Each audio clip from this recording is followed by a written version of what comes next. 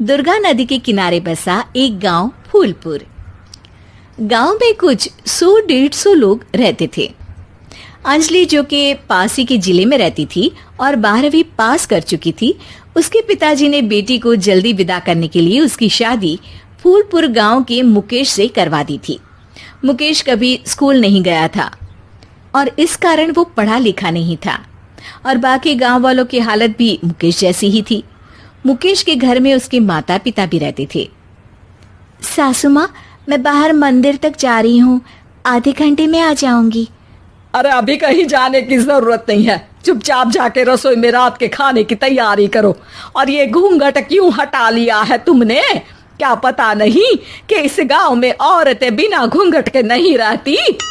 रात में अंजलि छत पर जाकर अपनी मम्मी से बात कर रही होती है।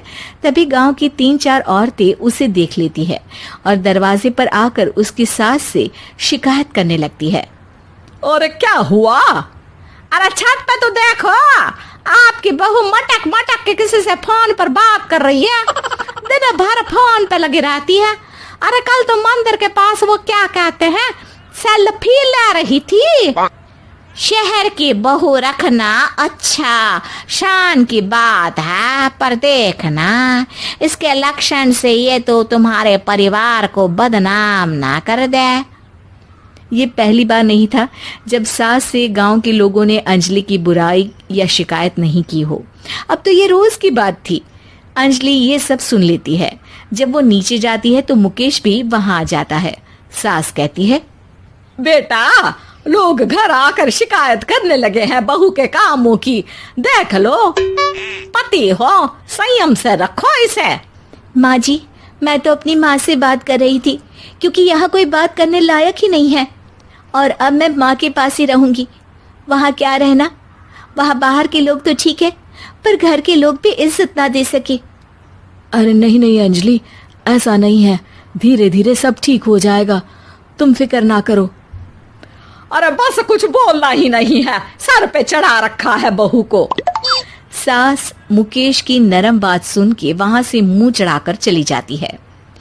मैं तो कहती हूँ हम दोनों शहर चले जाते हैं। मैं पढ़ी लिखी हूँ, मुझे वहाँ नौकरी भी मिल जाएगी और थोड़े दिनों में आप भी वहाँ कुछ काम ढूंढ लेना।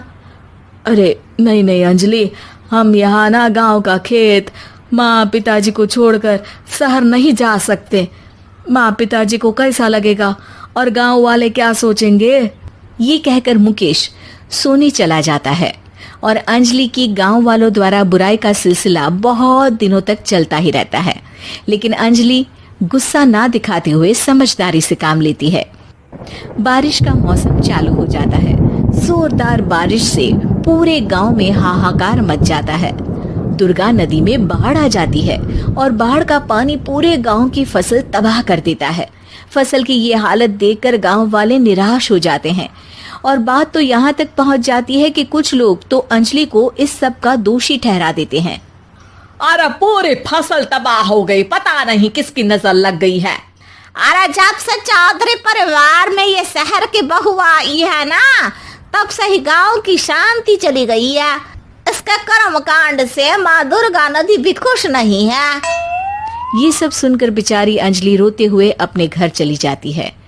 कुछ दिन बाद सभी गांव वाले अपनी फसल का मुआवजा लेकर अपने अपने घर आते हैं। मुकेश भी 1500 लेकर आता है।